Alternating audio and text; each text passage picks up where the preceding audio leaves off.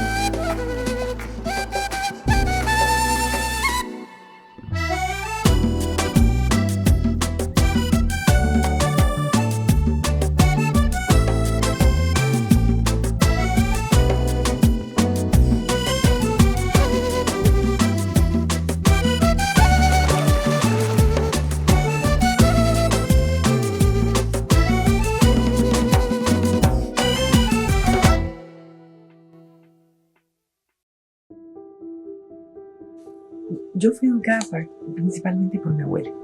Finalmente fue ella la que me creó, con sus teorías. Y, por ejemplo, mi abuela me enseñó algo que me ha servido mucho en la vida, y es la resistencia. Y, en cierta forma, el coraje.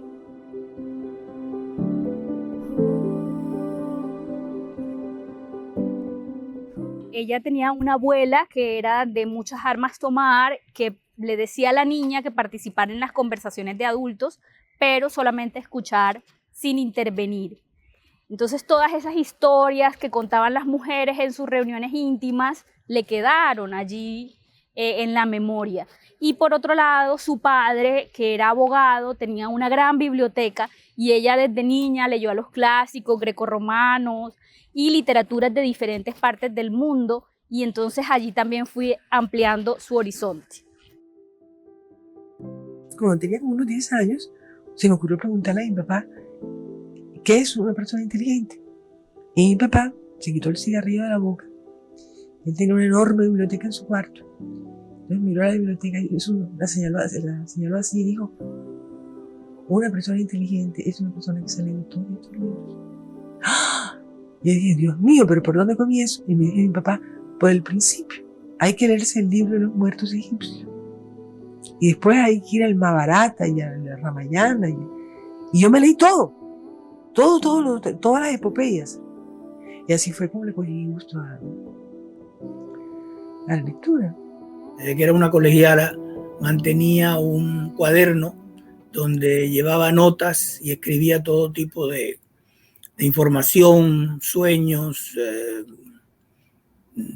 impresiones, una especie de diario, poemas, libros que había leído, películas que le habían gustado, etcétera, que ella tenía un contacto directo con la escritura y se obligaba a escribir casi diariamente desde que era adolescente. Mi abuela tenía unos métodos pedagógicos muy particulares. De la misma manera, mi abuela me llevaba a visitar las tías, a las amigas, a personas que ya pues eran ancianas. Y yo tenía el derecho de escuchar todo lo que ellas hablaban, pero no tenía el derecho de preguntar nada, ni en el momento en que la conversación transcurría, ni después cuando me regresaba con mi abuela en casa. Eran historias terribles, yo no me explico cómo mi abuela me dejaba oírlas.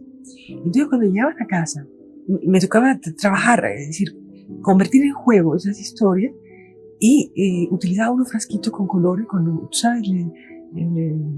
Ese, ¿cómo se llama? Lápiz mongol, sí, conocido, sí, que se diluía muy bien. Entonces tenía frasquitos de todos los colores y le daba a cada frasquito la personalidad, en fin, cada frasquito representaba uno de los personajes de los cuales había oído hablar, y entonces a partir de ese momento comenzaba a fabular la historia para poder, no sé, es decir, para quitarme la angustia que la historia me provocaba. Y yo creo que ya en ese momento estaba escribiendo. Es la angustia ante el hecho de no poder comprender lo que ocurre. Yo tengo que escribir para saber qué fue lo que pasó. Maribel Moreno fue una un miembro de la élite de Barranquilla, de la clase alta, que termina de alguna manera traicionando a su clase y termina revelándole al mundo las intimidades que ella vivió como miembro de esta clase. Es bien sabido que ella fue reina del Carnaval de Barranquilla en 1959 y ya sabemos a quiénes eligen como reinas del carnaval. Generalmente pues son niñas de la sociedad. Ella lo fue, pero al mismo tiempo fue una mujer siempre desde niña interesada por la literatura, por la lectura, por la filosofía. Y entonces de esta mezcla extraña salió esta gran escritora que sabe retratar su clase, su tiempo, su sociedad, pero que al mismo tiempo es crítica frente a ello porque no aprendió a pensar por sí misma y a generar un tipo de pensamiento más autónomo. La visión de Marvel es una visión femenina y todos los personajes centrales de Marvel son mujeres que ven ese mundo a través de los ojos de cómo vería una mujer el mundo y cómo lo interpretaría. Entonces son temas que han incidido en la manera como las mujeres se relacionaron con el mundo en un momento específico, temas relacionados con, por ejemplo, la relación de pareja, la sexualidad, la relación con el padre, el universo laboral, el trabajo, cómo esas mujeres vivían ese mundo, cómo esas mujeres veían ese mundo a través siempre, como digo, de los ojos de Marvel. Marvel creía en el trabajo cotidiano, en la construcción de una narración palabra por palabra, y aquí pues hay que recordar que García Márquez en una famosa entrevista dijo que él había escrito El otoño del patriarca como se escribe la poesía, y Marvel tenía mucha claridad sobre eso, que Marvel escribía a mano, con lápiz y borrador a la mano. Si una frase no la convencía, ¿qué hacía? Borraba y reescribía la frase. Es decir, no hay un original de Marvel. Ella, por ejemplo, me regaló a mí el original en los cuadernos escolares de espirales, me regaló el manuscrito del Tiempo de las Amazonas, y no hay un tachón en ese libro, porque ella corregía y cuando terminaba su jornada, lo que hacía era una lectura y al día siguiente sabía de dónde tenía que arrancar. Yo escribo como si estuviera inventando un mundo, como si no hubiera literatura, como si yo escribiera, fuera la primera persona que estuviera escribiendo. Pero yo sé perfectamente que hay maravillosas escritoras detrás de mí, pero en el momento de escribir es como si saliera de un huevo, saliera de nada y no me dejo influenciar. Marvel Moreno tiene una escritura muy abigarrada. Los críticos siempre han hablado de que escribe unas frases enormes, de casi que una página, con muchas oraciones subordinadas, y eso hace que se la asocie con una escritura de tipo barroco. También la obra de Marvel Moreno tiene diferentes etapas. Digamos que en un principio ella escribe exclusivamente sobre Barranquilla y sobre el Caribe, porque pues esa era la experiencia que conocía. El primer libro de cuentos y la primera novela, En diciembre llegaban las brisas, ocurren en Barranquilla. Pero luego, recordemos que ella vive 30 años en París, entonces empieza a aparecer en su obra todo este mundo de los latinoamericanos en Europa y en París. Y esto va a aparecer en sus cuentos posteriores, en el segundo libro de cuentos, y por supuesto en su novela El tiempo de las Amazonas, que es plenamente su etapa parisina. En diciembre llegan las brisas es la mejor novela que se ha escrito en este país, ¿sí? Para uno llegar a eso, yo podría decir, es una clase de literatura. Sinceridad, ritmo. Y a partir de esa sinceridad y ese ritmo, hablarnos sobre los grandes problemas de la vida, que es la muerte, el tiempo, el amor, la política, la psique, el alma, Dios, la divinidad, la metafísica, la ontología. Con estos grandes temas, ¿sí? Que es que yo voy a escribir un libro de Barranquilla no hablar del clasismo o no hablar de la violencia de género o no hablar de las pocas oportunidades que se tiene cuando uno quiere liberarse del mundo conservador, es no hablar de Barranquilla. Desde su juventud, ella asume la teoría evolucionista y las teorías científicas de Darwin precisamente como elemento que contrarresta la cultura católica que a ella la angustiaba mucho, la cultura dogmática del catolicismo. Y lógicamente Lina, que es su alter ego, porque lo hermoso de esa novela es que Lina es su alter ego, entonces en la medida en que Lina es niña y asiste de niña y sigue todo el proceso evolutivo de sus primas, ella se va a convertir en la voz narradora de la novela y se va a convertir en el personaje que no juzga, sino que es un testigo presencial. Y eso le da una credibilidad a la novela porque el narrador, la voz narradora, madura y evoluciona y ella narra cuando es adulta. Es decir, cuando Dora, Beatriz y las protagonistas de la novela llegan a la edad adulta y ella asume la responsabilidad. Yo creo que muestra muchos abanicos de las mujeres. Por ejemplo, está Joanna, que es una italiana, que es una tipa terrible, pero poco a poco nos vamos dando cuenta que el esposo es violento con ella, pero ella dice, no, yo no soy de aquellas tontas mujeres que se ponen a llorar y como gigaterías y tal, no, yo me la enfrento a él y los dos nos pegamos.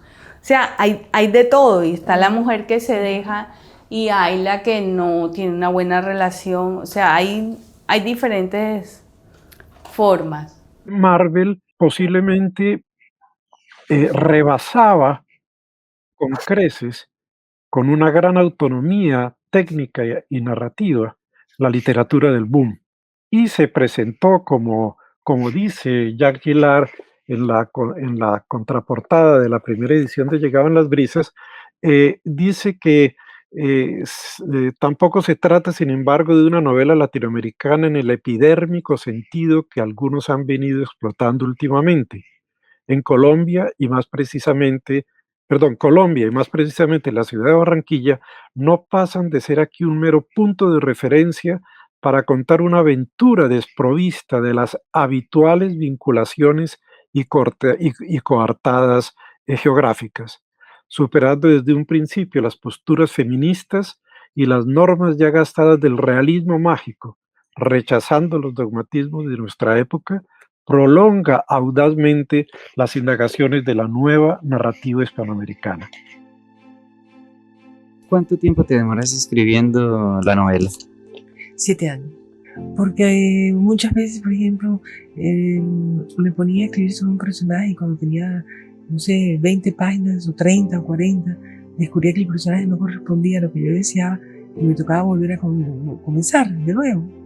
Todas las historias que he visto, de las cuales me he enterado, de las cuales he sido testigo, o cosas que me han ocurrido, poner en orden todo ese material es muy difícil. La novela empecé a escribirla y habría podido seguir escribiéndola toda mi vida, porque la estructura me permite seguir añadiendo una cuarta parte, quinta parte, sexta parte. Y fue Plinio el que me dijo, pero ¿cómo es posible que sigas escribiendo ese libro que ya está terminado? Y entonces descubrí que en efecto estaba terminado, sino es lo que decía Borges, es decir, que uno puede escribir un libro eternamente, uno publica para no tener que seguir escribiendo el mismo libro hasta la eternidad, hasta la muerte. Yo personalmente creo que Marvel es una excelente cuentista y creo que eso fue lo primero que vio Gillard. Me encanta esa comparación que hacía Cortázar de que el cuento se gana por knockout y la novela se gana por puntos. Y Marvel era buenísima en el knockout. Ese final de los cuentos al que se refería Cortázar, que lo había aprendido desde Edgar Allan Poe, que el cuento va lento y de repente te dan un knockout en 2 líneas y el lector queda como completamente paralizado y todo adquiere sentido. Y en eso Marvel es magistral. Los personajes femeninos de Marvel Moreno son muy complejos y habría muchas maneras de clasificarlos, pero yo escogí 5 categorías. Las amazonas, que son las mujeres guerreras, las mujeres rupturales, que denuncian la hipocresía de la sociedad y que tratan de llevar una vida más acorde con lo que ellas quieren y sienten. Y dentro de esas amazonas están las que realizan ese desafío a la sociedad de manera abierta, y hay otras mujeres que también desafían a la sociedad, pero más, digamos, calladamente, por debajo de cuerda, como decimos coloquialmente. Pero ambas son muy valoradas en la obra, o sea, la mujer que lucha por lo que quiere. Y luego están todas las demás mujeres o personajes femeninos que lo intentan, pero no lo logran, que hay muchos obstáculos en su camino, se encuentran con hombres violentos, con madres tiranas, con problemas económicos, qué sé yo, y entonces tienen como destellos de libertad, momentos de emancipación, generalmente cercanos a la sexualidad, a una exploración de su sexualidad, pero que finalmente quedan atrapadas en esos encierros, en esos mundos asfixiantes. Muchas veces llegan al suicidio, a la depresión, a la locura. O sea, yo creo que un cuento como Oriana es un cuento que es absolutamente perfecto. Yo lo he leído, yo creo que como 30 veces en mi vida. E incluso uno puede darse la tarea de voy a leer este cuento tratando de encontrarle algún problema literario y no lo encuentras.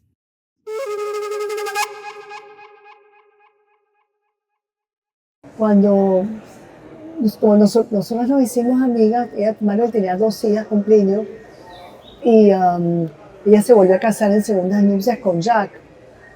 Y la familia de Jack tenía una casa en Bretaña, una casa veraniega, pero que estaba medio destartalada. Esas mansiones, ¿no? Un poco así, un poquito en ruinas. Y pasamos ahí unos días y ahí en la casa Marvel decía que tenía fantasmas, porque se oían ruidos y los pisos de madera que craqueaban y entraba el viento, ululaba. Y ahí vio que en la casa había un fantasma. Entonces empezó a averiguar cuál es la historia de la casa. Y si mal no recuerdo, parece que había una historia familiar un poco oscura. Pero creo que por ahí le vino la idea del cuento de Oriana. Entonces lo escribió y me lo dedicó. Yo ya, bueno, algún día haré una película. O sea, y pasaron unos años y efectivamente así fue. Pero tú comienzas a publicar exactamente en 1978 un cuento que se llama El Muñeco y que fue publicado en El Espectador. Y después me vine a Europa y estuve trabajando mucho tiempo en Oriana. Lo terminé, es muy cómico porque lo terminé. Descubrí la manera de terminarlo aquí en París, pero para poder encontrar el ambiente que yo buscaba, me fui a una casa habitada por un fantasma, una casa en Bretaña, completamente solitaria, con un enorme jardín. Y la fotografía del supuesto fantasma estaba por todas partes, y se oían ruidos y todo. Y eso yo ya tenía el ambiente de las viejas casas coloniales de Cartagena y las viejas casas de Barranquilla, pero eso me sirvió, en Bretaña me sirvió para realmente sentir el personaje. Mira, yo creo que el cuento es importantísimo porque fue el punto de partida, fue la inspiración. Estaban los personajes, estaba Oriana, estaba María, y habían evocaciones de lo que hubiera podido ser el pasado. Y yo lo que hice fue tomar esos personajes principales y luego desdoblar todo, o sea, inventar, digamos que si un iceberg tiene la 8ª parte fuera, yo lo que hice fue reinventar las 7 partes que sostienen esa punta y que encajaban perfecto. A tal punto que cuando Marvel vio la película me abrazó llorando y me felicitó y me dijo, no sé cómo hiciste para sumergirte y descubrir esos 7 pedazos de iceberg que sostenían el pedacito del cuento.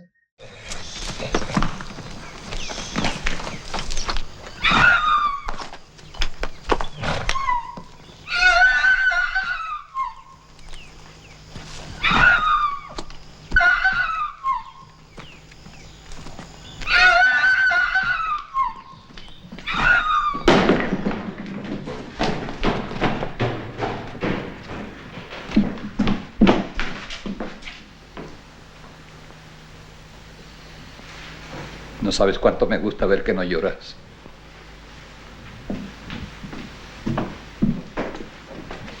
No volverás a dar un paso fuera del portón. De aquí no saldrás hasta que yo te lo permita. Hay unos cuentos del encuentro, el segundo libro de relatos, en que me parece que ella ha adquirido como más maestría y además, lo que decíamos, ella ya se ha liberado de ciertas memorias que podían ser un poquito como angustiantes. Y eso se nota mucho en el encuentro, como una libertad que ella adquiere. Claro, entre un cuento y el otro, ella se va descubriendo también ella misma, ¿no? Ella ya es una escritora, ya no es que quiero ser una escritora, es que es una escritora. Ha encontrado una voz propia, una manera de narrar. Yo creo que Marvel peleó mucho porque ella fue reina del carnaval y siempre la tomaron como un objeto, como siempre la mujer objeto, ¿no? Bonita, como... Pero resulta que no, que esa mujer dentro de su belleza y todo, había una mente pensante y una fuerte personalidad. Y yo creo que mucha parte de la lucha de Marvel fue demostrar que una mujer bella, sexy, atractiva, podía ser una intelectual, una pensadora y una muy buena, una gran escritora. Marvel Moreno retrata en sus obras este momento tan importante de la historia de las mujeres en el mundo y en Latinoamérica, en el que ya están cambiando de rol hacia uno más público, menos íntimo, y por eso es tan importante su escritura. Creo que Marvel era absoluta y profundamente feminista. O sea, Marvel era una apasionada de que a la mujer le dieran el lugar que le correspondía y creo que se nota en su literatura y se nota en su forma de vivir, porque Marvel finalmente se aisló mucho. O sea, Marvel era una mujer plenamente consciente de lo que significaba ser mujer en su época, ¿no? Y de las reivindicaciones que ella pensaba que las mujeres necesitaban. Insisto sistemáticamente en decir que Marvel no fue una feminista en el sentido estricto de la palabra. Marvel siente un profundo amor por los hombres y reconoce, primero, que los hombres somos brutos. Bruto en el sentido literal del término, es decir, trogloditas. Tenemos dos cabezas y no pensamos con ninguna de ellas. Y ella ironizaba mucho sobre ese aspecto. Yo pienso que los hombres en el sistema patriarcal son muy desdichados. Aparentemente son los grandes gañados, los que ganan, pero en el fondo pierden. Están tan desarmados que es necesario mirarlos con ternura, con un poco de compasión. Los hombres no me inspiran agresividad. Incluso cuando están en sus grandes manifestaciones de machismo, como los gallos, cuando la cresta se les sube, se les vuelve más roja y todo eso, eso me parece irrisorio. Me parece un juego de niños. Sé que es un juego de niños peligroso, pero sí, me sigue pareciendo un juego de niños. Y he llegado a una edad en la cual para mí los hombres y las mujeres son la misma cosa. Y yo miro a la gente con mucha simpatía, en general. A mí me gusta la gente. Si era feminista o no, uno no lo sabe. Ella lo que tiene es una obra y hay personas que lo toman desde el lado feminista y se pueden hacer análisis feministas. Hay personas que lo pueden utilizar como desde el racismo, desde la diferencia de clases, muchísimo, o sea, tiene muchas cosas para analizarse. Y yo siempre prefiero como deslindar un poco la vida personal de los escritores con sus obras literarias. Miro con mucha simpatía los movimientos feministas y con mucho interés, además, porque han sacado una cantidad de problemas a flote, problemas que estaban escondidos. Así que me interesan enormemente los movimientos feministas, pero nunca he participado en movimientos feministas. Pero más bien una cuestión de circunstancias, ¿no? Marvel no era para definiciones desde lo colectivo. porque Marvel es muy ella, Marvel es un individuo que es muy ella. Nosotros estamos en un momento ahora en donde la gente tiende mucho, diría Vargas Llosa, al tribalismo, a definirnos desde colectivos. Pero Marvel está en un momento en que la individualidad que ella buscaba, porque ella era ella, y eso era lo que ella quería en Barranquilla, ser ella, no ser lo que se estaba esperando de ella, y ella llega a una ciudad en donde esa individualidad se puede poner en escena con toda libertad. Y ese es el gran tema de Marvel, cómo ser libre. Si tú lees con atención el incipit del Tiempo de las Amazonas, te queda clarísimo por qué ella se enamoró de Francia y por qué a su llegada a Francia dijo: nunca, jamás regresaré a Colombia. Y efectivamente nunca regresó a Colombia, y no porque fuera renegada, porque ella tenía una absoluta conciencia de su ser caribe, y ella reivindica en sus novelas, a diferencia de, digamos, en términos generales, su familia, ella reivindica el mestizaje de blancos con negros e indios. Florida decía que no volvió a Barranquilla ni muerta, ni enterrada, ni que la enterraran aquí. O sea, tenía una reacción muy, no, o sea, ella sabrá por qué, pero yo creo que a ella la marcó mucho una relación muy conflictiva con la madre, creo, que fue muy difícil o algo así, y que la obligaron, ella estuvo como, se sintió como obligada a figurar, que si en el country club, que si hacerle la dama de la señorita, la quinceañera, o sea, la metieron dentro de ese cajón y ella se sentía atrapada. Luego reina del carnaval, que por una parte es como una cosa muy buena, pero por otra parte ella se sentía que estaba en un rol que no era, eso no era lo que ella era. Ella estaba atrapada dentro de una forma que no era ella. Y ella quiere romper con eso y se va a París y logra romper con eso. Barranquilla no es una ciudad bonita, de eso tenía conciencia, pero a mí me gustaba Barranquilla. El paisaje me parecía muy feroz, muy duro. Primero un mundo muy machista, ¿no? Y luego es un mundo un poco caótico. Es decir, en América Latina no se encuentra un periódico como Le Monde. Y creo que me haría mucha falta la cultura francesa, la cultura europea en general, pero que de todas maneras llegue a París, a Francia. Y eso sí me haría mucha falta. Cuando ella llega a París, ella le dice a Plinio: si tú quieres vivir conmigo, esta es la ciudad donde yo voy a vivir el resto de mi vida. Y Plinio se da cuenta que eso es cierto, que no es un decir de una fascinación en un momento dado con París, sino que Marvel no va a regresar a Barranquilla. Yo siento que ella respiró.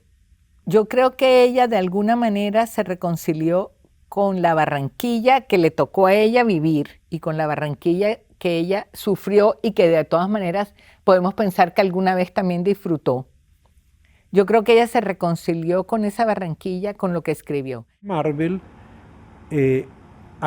ejecuta un pacto autobiográfico. Eso lo definió un teórico francés, Paul Lejeune, que escribió un libro que se titula así, El pacto autobiográfico. ¿Y por qué es importante como estrategia narrativa? Porque Marvel delega a Lina y ella se esconde y ella no aparece nunca en primera persona. Y eso es lo que le permite a Marvel, sea en el Tiempo de las Amazonas, que en diciembre llegaban las brisas, de ser objetiva en la narración y de no intervenir en primera persona, sino hacer que sean los personajes a hablar, y en este caso Lina y la abuela, porque ahí la abuela, es decir, si Lina es la testigo, la abuela es la memoria, la abuela es la observadora secreta de todo ese teatro, porque yo creo que Marvel Moreno monta un gran teatro de personajes. Lo mismo sucede en El Tiempo de las Amazonas. En Tiempo de las Amazonas, que es un libro que ocurre en París, en la París intelectual feminista, ¿cierto?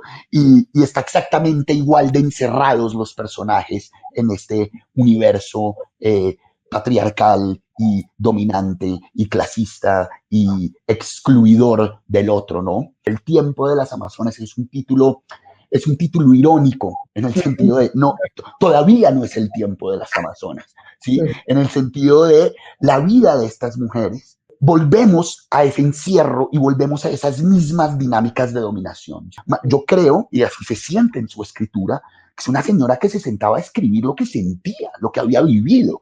Y eso lleva a que si uno pone su alma en el papel, van a pasar estas cosas. Si uno va a contar algo sobre su vida en Barranquilla, en los años 70, 50, 60, obviamente van a aparecer estos temas. Importante es decir que ella, cuando concibió la novela El tiempo de las Amazonas, indudablemente el prólogo de esa novela es esa noveleta que se titula La noche feliz de Madame Yvonne.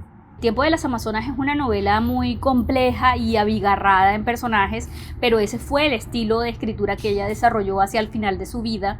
Marvel Moreno era una mujer enferma, sufría de una enfermedad, lupus, y estuvo enferma los últimos 30 años de su vida. Entonces escribía también con esa urgencia de decirlo todo, de narrarlo todo, de no morirse con esas historias dentro, y por eso su obra cada vez más se va abigarrando más. Digamos que va contando más historias y no las va desarrollando tanto. Pero eso es un estilo de escritura y hay que estudiar, no es un defecto de su obra, sino es una característica que ha sido analizada o ha empezado a ser analizada por cierta parte de la crítica.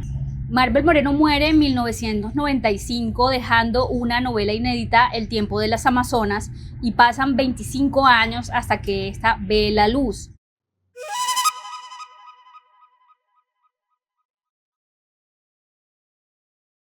Cuando vino en 1900, ¿qué sería? 89 tal vez, aquí a Milán, 4 o 5 años antes de morir, cuando yo fui su acompañante en el premio Grinzani Cavour, porque yo me ocupé de la edición de su obra en italiano.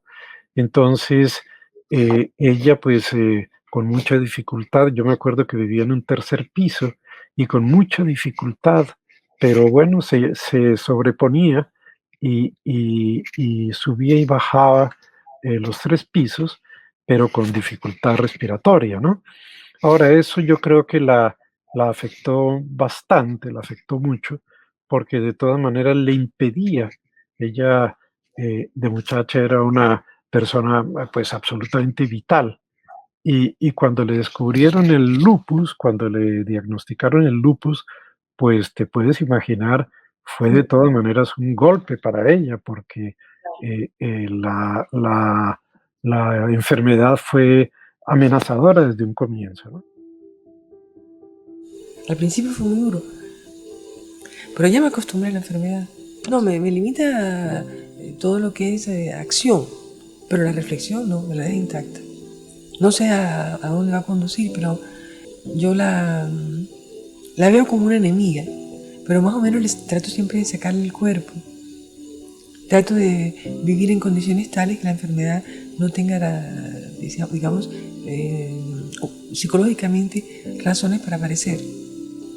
No me gusta hablar de eso porque hay como una especie de coquetería en la enfermedad. Mira, yo estoy enfermo, es una manera como de seducir, de decir, deben tenerme lástima, ¿entiendes? ¿No? Pero me acostumbré a vivir con ella. En los últimos años no quería casi salir de la casa, no porque no pudiera, sino que el exterior la agredía, el ruido, la gente, no le daba seguridad. Era una mujer muy fuerte, pero muy frágil a la vez.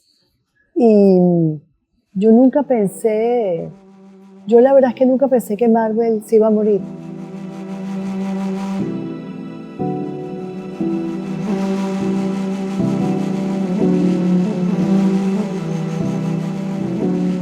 Jack la quería muchísimo. Entonces Marvel le había pedido que por favor sus cenizas las echaran al Sena. Eso siempre había sido un pedido de Marvel desde que yo la conozco. Cuando yo me muera, yo no quiero que me lleven a Barranquilla, decía.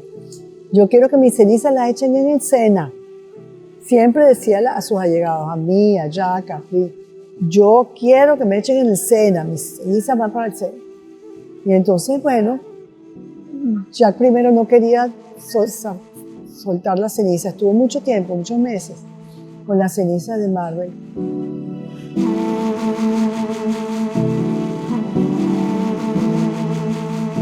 Y bueno, fuimos allí en San Luis, a la punta de la isla de San Luis, que da justo hacia la isla de la Cité, donde está Notre Dame.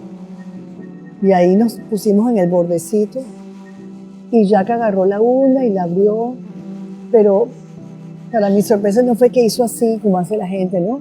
Que bota la ceniza así, sino que metía la mano, agarraba un puño de ceniza y la sentía así entre los dedos, así como despidiéndose de cada milímetro de lo que había sido el cuerpo de Marvel y lo echaba al agua.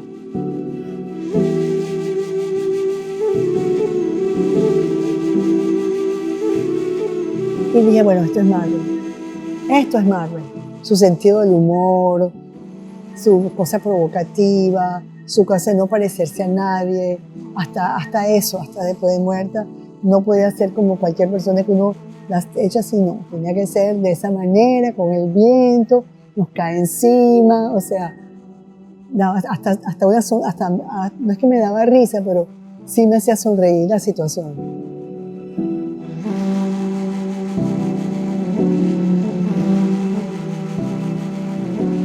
Solo pienso que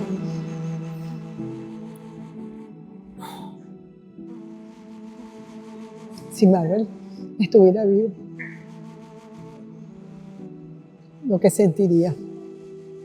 Porque Marvel sufrió mucho de que no le dieran el puesto que ella merecía. Ella lo sabía, se daba cuenta y eso le daba mucho dolor, si supiera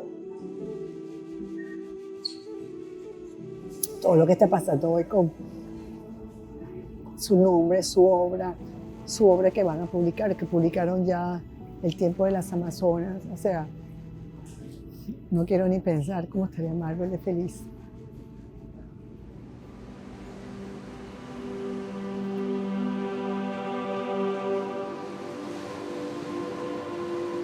El mar era la bendición, era la felicidad. Yo cuando tenía 14, 15 años vivía sola, cogía un bus que iba del Hotel del Prado a Prado Mar. Me quedaba todo el día en el mar, no solo para bañarme, sino para mirarlo, me daba una sensación de reposo enorme. Me hace mucha falta el mar, sobre todo el mar del Caribe.